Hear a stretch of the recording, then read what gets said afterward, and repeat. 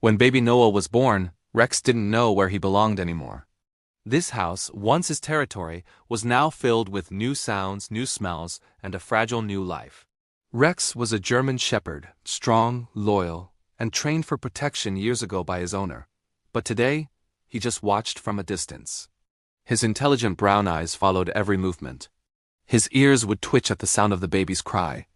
His tail would give a hopeful lift whenever footsteps approached the crib, but he never got closer. He wasn't jealous or angry, he was just unsure. A baby is so delicate and Rex is so powerful. Deep down, he feared hurting this tiny human he already cared for so much. One morning, the uncertainty began to fade. Noah was placed on a soft blanket right in the middle of the living room. He kicked his tiny legs with uncontrolled joy, his giggles filling the room like sunlight. Rex watched from his usual safe spot across the room. Suddenly, Noah reached out a tiny, curious hand, stretching toward the huge dog. Rex froze. He didn't know what to do. The mother, sensing his hesitation, smiled softly. "It's okay, boy. Go on." With her gentle encouragement, Rex took one slow, deliberate step. Then another. He lowered his massive head with extreme care, as if he were afraid of breaking something precious. Noah's little hand touched his fur, and the baby burst into a peal of delighted laughter. In that instant, Rex's tail gave a slight wag.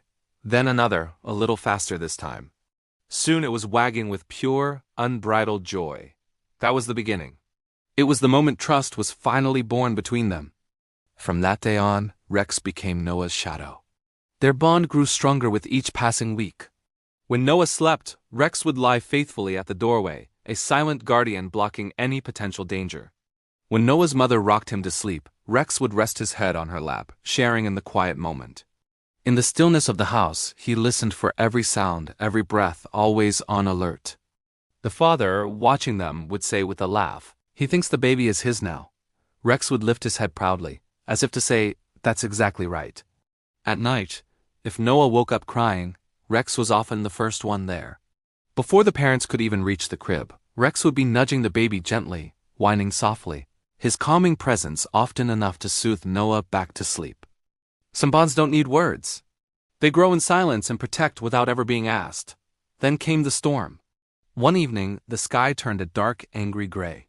Fierce winds pushed against the windows, and rain crashed against the house like falling stones.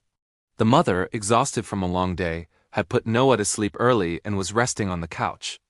The father was working late. As always, Rex stood guard in the hallway. Suddenly, a deafening crack of thunder shook the entire home. Rex's ears shot straight up. He heard a stir from upstairs, from Noah's room. Then, a strange, high-pitched whistle of wind cut through the noise. It was coming from the baby's half-open window. Rex started toward the stairs, his senses on high alert. He heard another sharp sound, the distinct snap of cracking wood, followed by the crash of something heavy falling. Without a second's hesitation, he bolted, sprinting up the stairs at full speed. He burst into the baby's room, and the scene was chaos. Rain was pouring in through a broken window. A heavy metal frame from the balcony outside had cracked under the storm's force and shattered the glass. Shards littered the floor. The wind whipped the curtains around like wild hands. In the middle of it all, Noah was crying hysterically, his crib shaking from the force of the wind. Rex's protective instincts took over completely. He didn't run or hide. He leaped directly into the crib, not to escape the danger, but to become a shield. He positioned his body directly over Noah, covering the small child completely. More glass rained down, striking his back, but he didn't flinch. He absorbed every sharp piece with his own body. The wind howled, and another piece of wooden debris fell, hurtling toward the crib. Rex let out a low growl, stood taller, and blocked it with his shoulder. He didn't move, he didn't run. He stood like a living, breathing shield. A warrior's heart, protecting the smallest life. The sound of Noah's terrified cries finally woke the mother.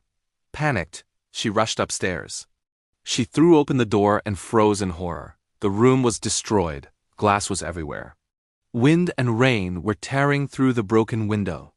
And there, in the middle of it all, stood Rex over the baby, shaking, bleeding, but absolutely refusing to move. "Rex!" she cried out. "Oh my God!" "Rex!" She rushed forward and scooped up the baby.